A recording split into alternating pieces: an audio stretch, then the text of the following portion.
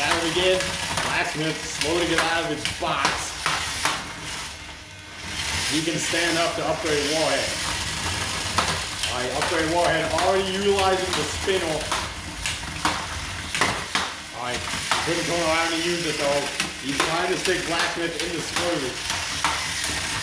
And he's done it.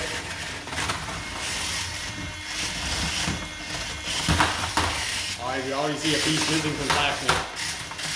This is the strategy the upgrade Warhead uses in most of its fights.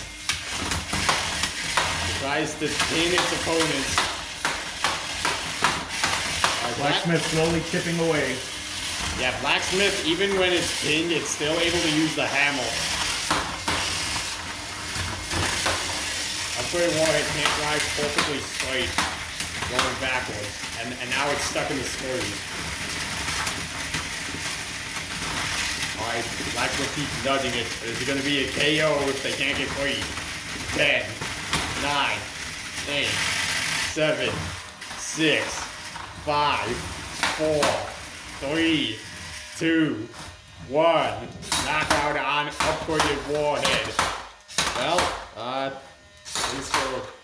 actually no, there's no at least. It kind of just sucked.